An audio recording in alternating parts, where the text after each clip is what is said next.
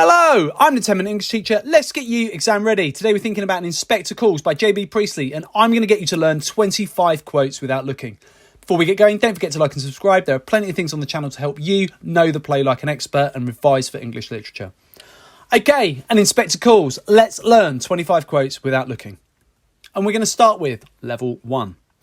So level 1, we've got in front of us a key quote from the opening of Act 1. In the stage notes, it says, men in tails and white ties, not dinner jackets. Priestley wants us to realise that this is a wealthy and affluent family celebrating something together.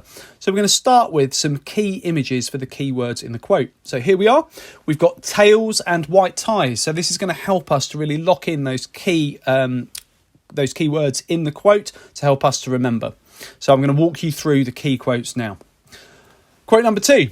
Mrs. Burling in the stage notes is told to be a cold woman and her husband's social superior. First line of the play, Mr. Burling says, giving us the port, Edna. That's right, without any manners. And then we've got quite a long quote here, but definitely one worth committing to memory. Mrs. Burling says to Sheila, when you're married, you'll realise that men with important work to do sometimes have to spend nearly all their time and energy on their business, and Sheila is likely to end up becoming a cold woman just like her mother in her marriage to Gerald. Mr. Burling talks about his daughter's marriage to Gerald Crofts and what it means to him. It means lower costs and higher prices if the two families work together. Gerald teases Sheila and she says, you be careful or I'll start weeping, which makes her seem quite childish. And she also says, look, mummy, isn't it a beauty, when she talks about her wedding ring? Mr. Burling talks about the Titanic and says, unsinkable, absolutely unsinkable, which is, of course, a great moment of dramatic irony, which makes him seem fallible. He also says that we shouldn't see ourselves as mixed up together like bees in a hive, community and all that nonsense. The inspector turns up and he says, I don't play golf, when Mr. Burling mentions playing golf with the chief constable. We've got Sheila. She says, these girls aren't just cheap labour, they're people, when she speaks about the workers at her father's factory. When spoken to by the inspector, Mrs. Burling said, that, I consider, is a trifle impertinent, which is a word that she repeats as a part of the motif of manners in the play. What's the matter with that child? She says when Sheila seems upset about the situation, labelling Sheila as a child, not expecting her to take any social responsibility. Sheila says to Gerald when she finds out about his relationship with Daisy Renton, you were the wonderful fairy prince, you must have adored it. Of course, he was her fairy prince and she sees him differently at this point.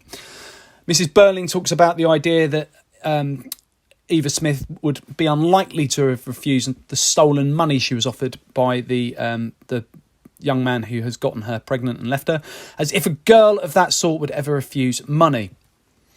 She also refers to the father of the child as some drunken young idler, which is ironic because it's obviously her son that is that person, and we'll find that out soon. He turns up, Eric, and he talks about his relationship with the girl. He's forced himself upon her.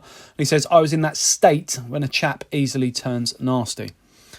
Mr. Burling, though, is more interested in the money and the disappearance of that rather than the fate of the girl and his son's treatment of her. He says, I've got to cover this up as soon as I can in regards to the stolen £50.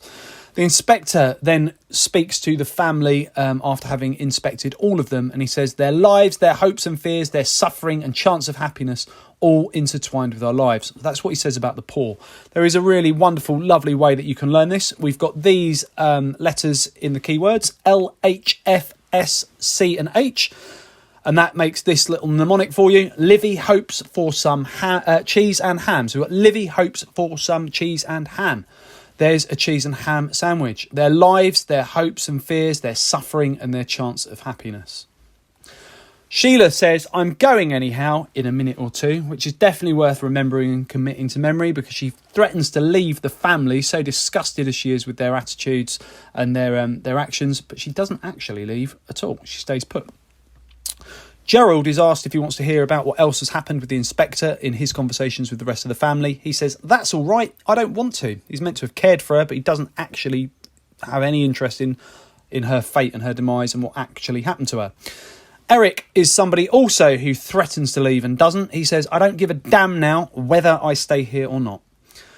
Gerald offers the ring back to Sheila. It's not a no, she's considering it. She says it's too soon, I must think. So we can imagine that actually life could end up just as it was before for Sheila. And right at the end of the play, Mr. Burling says the famous younger generation who think they know it all. On the very last line of the play, as they stare guiltily and dumbfounded, and that's everybody, Sheila and Eric included, the curtain falls. Okay, level 2, we're now going to replace those key words that we've seen previously with the images themselves and see if that's something that we can revise in order to recall the quotes. I'll walk you through them. So we've got 1, men in tails and white ties, not dinner jackets. Now we're going to cover those key words with the images to aid our memory. I'll walk you through the quotes.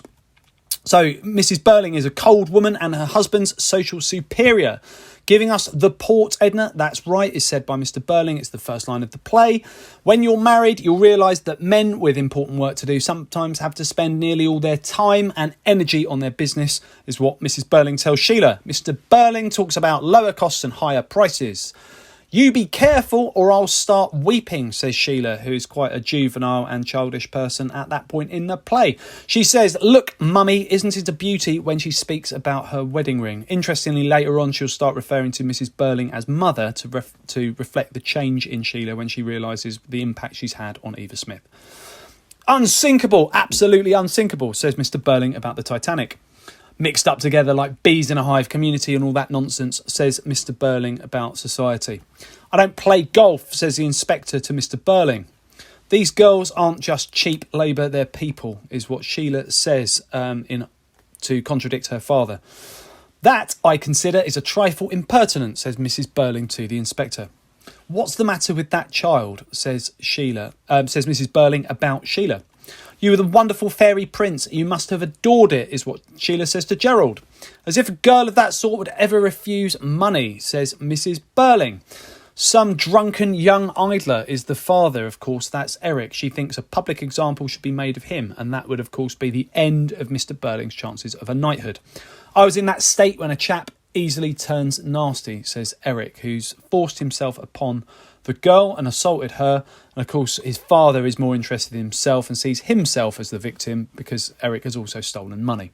I've got to cover this up as soon as I can, says Mr. Burling, with no reference to the attack on Eva Smith. Livy hopes for some cheese and ham. The inspector talks about the poor and says that their lives, hopes and fears, their suffering and their chance of happiness is intertwined with our lives. I'm going anyhow in a minute or two, says Sheila, and then doesn't.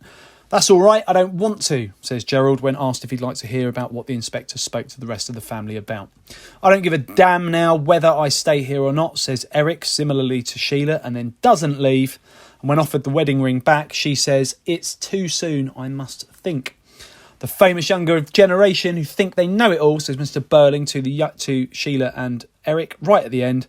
And then as the play ends, as they stare guiltily and dumbfounded, the curtain falls.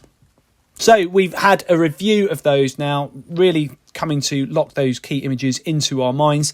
We should hopefully at this point be able to recall the quotes themselves by only just looking at the images. So we've had this key quote, men in tails and white ties, not dinner jackets. Then we added the key images, men in tails and white ties, not dinner jackets. Then we hid the key words and replaced them with the images, men in tails and white ties, not dinner jackets. At this point, we should just be able to see the images and recall the quote. Men in tails and white ties, not dinner jackets. So I've got these two quizzes for you now. You're going to be able to use the play bar to pause and be able to review the key quotes using just the images. So here's assessment 1. You've got half of the quotes there in front of you. You can walk yourself through them. And there is card number 2. So you can pause on this and use that to recall the key quotes from an inspector calls. Okay, take it further. Watch the video again and mute the sound. You do the talking. So walk yourself through the key quotes, seeing all of those key images again, but also talking your way through the quotes themselves. That will also aid your memory. Can you provide analysis for each of the key quotes? It's your job to think about why they're significant and be able to provide that analysis. Can you link the key quotes to a range of key quotations and themes? Which images relate to others? If you were having to write about Sheila or about Mrs. Burling, which key quotes from that selection would suit your response? Make your own picture guides to some other key quotes. There might be some others that you want to commit to memory. Think about which significant moments I haven't chosen and make your own picture guides for those. I recommend revisiting this again in a week or so to lock those key quotes into your long-term memory. A little bit of recall is definitely important, so definitely revisit this video. Okay, check out the other videos on my channel. I'll continue to add content. Feel free to ask something you'd like to see me cover in the comment section. Don't forget to like and subscribe and share and keep revising.